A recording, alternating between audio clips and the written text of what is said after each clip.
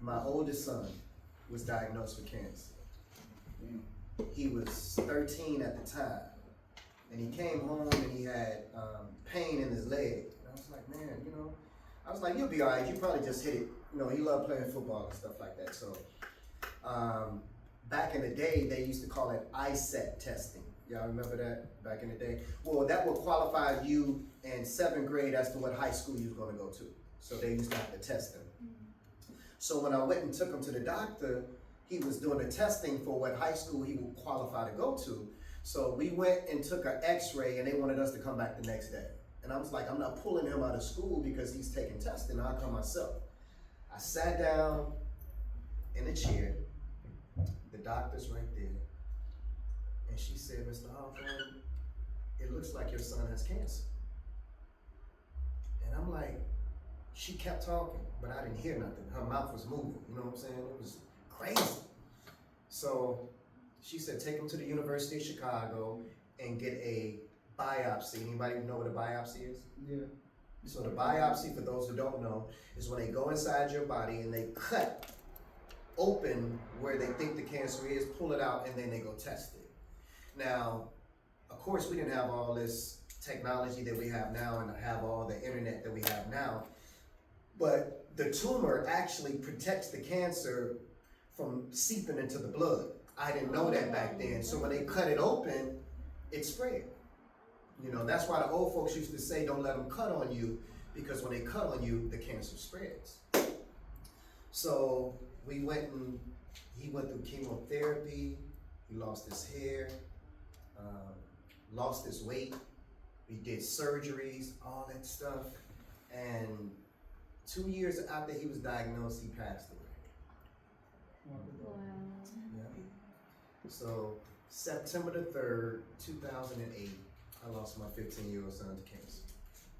And if you go to Google and you type in what happened to Blaq Ice's son on Google, now you know I spelled Blaq, B-L-A-Q, which stands for Believe in the Lord, Ask Questions. So, man, that destroyed me. I'm talking about, I was angry with God. I'm going to all these schools and talking to all these people and going to prisons and doing all this stuff, and why you take my son? You know what I'm saying? You got all these people. I was angry. Every time I drove past the liquor store and I saw these hypes standing outside the liquor store. I'm like, God, all these people you have to choose from? I'm like, come on, man. So I'm sharing these things with you to let you know that you might look at a person and you might not know what they've been through or what they're going through, but people, sometimes they just don't say what they're going through. And sometimes you just don't know what they're going through. So, of course, I'm a poet, and poetry saved my life because I was suicidal when I lost my son. I didn't want to be here. When I buried him, part of me was buried. The only thing that saved me really was my youngest son. Remember, I had them 3 years apart. I had to be here for him.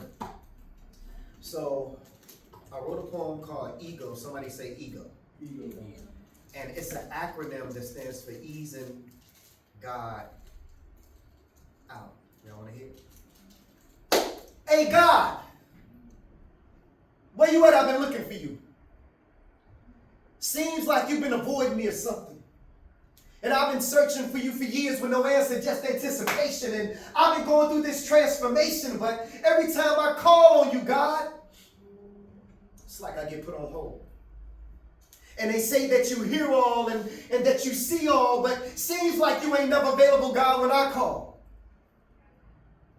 See, y'all, I remember it was January 91. I had just left Simeon's Martin Luther King ceremony speaking. I wasn't feeling too well that day. Little did I know all the while, my appendix had been leaking. And where were you, God? Just when I thought nowhere to be found. And if it wasn't for my son's mother convincing me to go to St. Bernard's that night, Blaq Ice wouldn't be here at Crane right now. And where were you at, God, that morning when I went to work, when I got to 123rd and Kesey, right by the cemetery? This lady ran the light. The last thing I saw was headlights.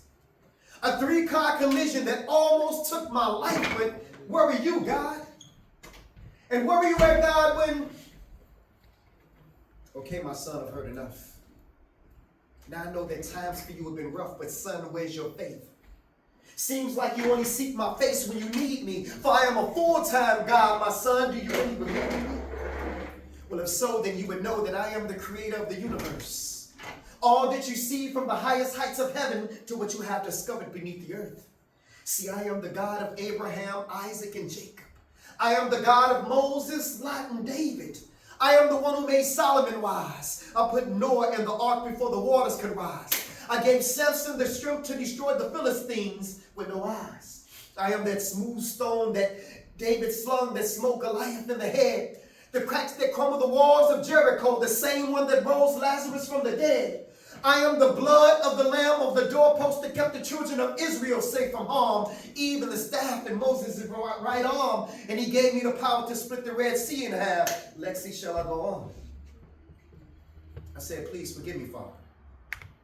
He said, no, son. I already have. But like Jonah, you've been running from your mission. I've been trying to reach you and speak to you for years, but your ego just wouldn't let you listen.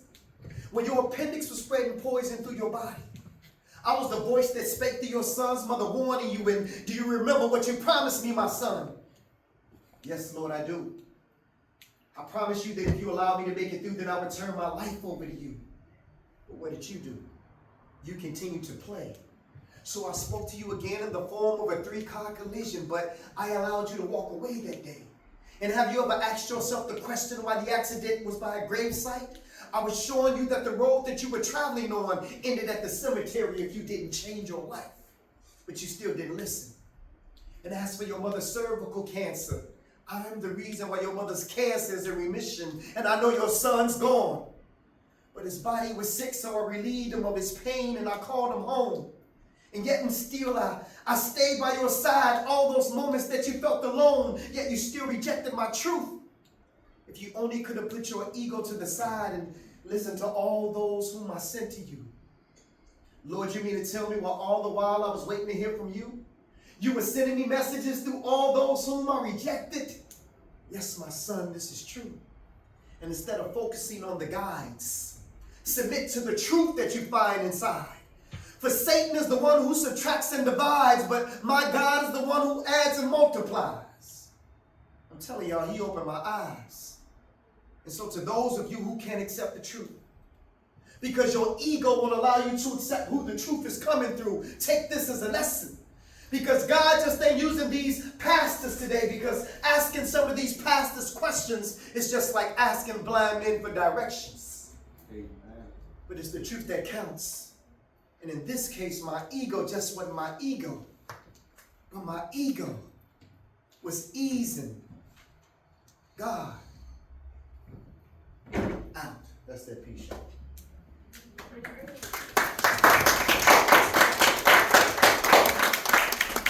So I'm going to turn it over to y'all real quick before we go even further. What's your name, and tell me what you thought about using my poetry as a way to healing with all the things that I've been going through. What's your name? Kendall. Okay, so tell me what you thought about like what I've talked about so far and the poetry that I used to kind of like deal with those things. Okay. I feel like with all the things you've been through, you've been finding different ways to cope. Yeah. And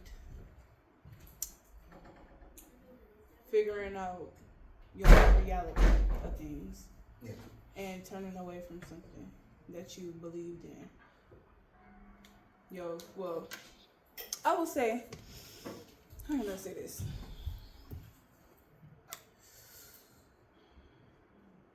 Come back to it. No, you ain't gotta come back to me. Hold on. I got it. She got it. She downloaded it. She grabbing it. Sometimes a day. What? The internet more slow. Yeah. So you was finding different ways to cope. With all this going on in your life. It was stuff that you were rejecting because of what you was going through. Mm-hmm. You didn't really know how to deal with the grief, and so you placed that grief and that anger onto your beliefs. Yeah. And your belief in God. So you turned away angry, almost. you lost faith and you lost hope because of the losses in your life. And it made you feel a type of way towards the world and maybe a little bit towards yourself even.